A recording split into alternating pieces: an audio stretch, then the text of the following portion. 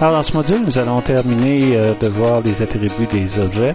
Si je me mets un primitif dans scène principale, c'est-à-dire un cube ici, et si je vais voir A pour attribut, je vois positif, négatif, intersection, verrouillé, affiché cadre. On se débarrasse tout de suite d'afficher cadre. Afficher cadre, c'est tout simplement d'afficher des cadres au lieu des objets, au lieu des primitives. Si j'en fais un avec une sphère, vous allez voir qu'après un bout de temps, si vous affichez juste des cadres, votre scène, ça va ressembler à un gros jeu de Lego plein de cubes. Alors, je ne l'utilise pas, cette fonction-là.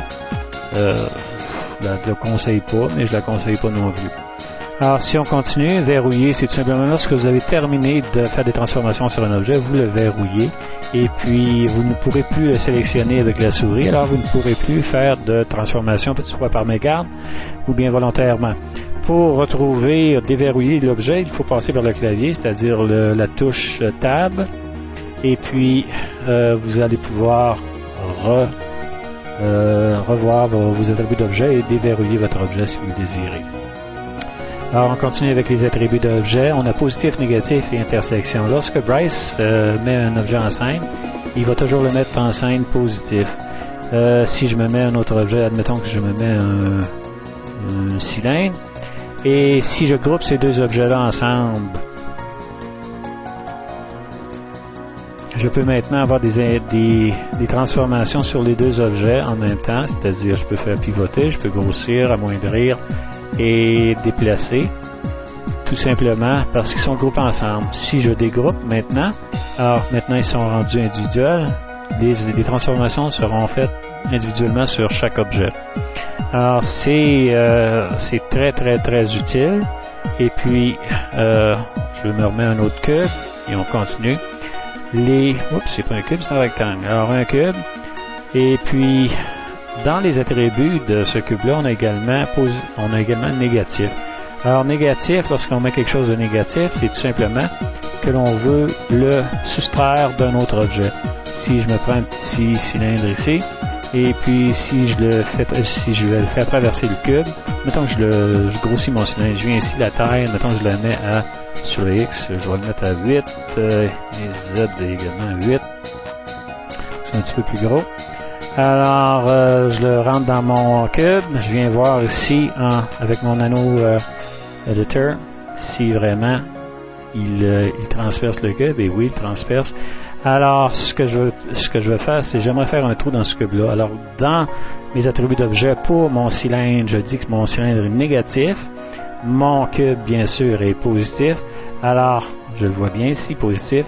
Alors, ce que je vais faire, c'est que je vais grouper ces deux objets ensemble et le négatif va se soustraire du positif. Alors, je groupe.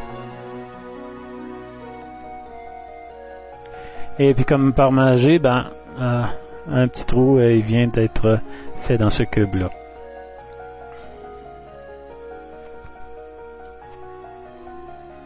Alors, puisque j'explique un peu vite, ce que je vais faire, c'est que je vais tout simplement le faire avec un autre objet. Admettons que je me fais une montagne, et puis je vais faire un trou dans cette montagne-là. Alors, je prends mon terrain, ma petite montagne, je la grossis un petit peu, je vais la monter sur ma scène, et puis je vais me prendre un autre. Cette montagne-là, bien sûr, elle est positive. Et puis, si je me prends, admettons que je me prends une roche ici, et puis cette roche-là, bien nécessairement que je vais mettre de face. Dans cette roche-là, je veux la grossir, alors je vais sur mon axe X. Et je grossis, je viens d'avoir arrivé là, dans mon rocher, dans mon anneau aperçu. Alors, je vérifie que cette pierre, ce rocher, passe vraiment à travers tout le rocher, par en arrière également. Oui, je le vois ici. Alors, je peux l'augmenter de taille encore un peu plus pour que ce soit encore plus frappant.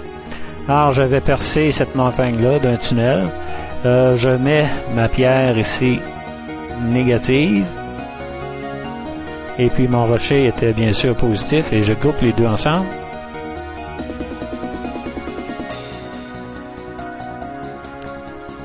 Et puis à nouveau, la magie s'opère et puis j'ai mon tunnel dans ce rocher. Alors, ce serait facile de continuer de tout simplement faire le rocher percé. Je me mets un plan d'eau. Et puis voilà, j'ai mon petit rocher percé. Il me resterait peut-être à faire un petit ciel un petit peu plus romantique que ça. J'y vais. Un petit après-midi d'été. Et puis, bien sûr qu'il me faudrait mettre des textures parce que c'est tout simplement la texture grise de base qui est là. J'irai dans plein terrain et je me mettrai une texture roche moussue peut-être. Tiens, voilà. Sur mon rocher. Et puis, bien sûr que je vérifierai le point de vue, essayer de trouver un point de vue que on verrait bien mon trou. Alors voilà, je fais un rendu. Et voilà mon petit rocher percé.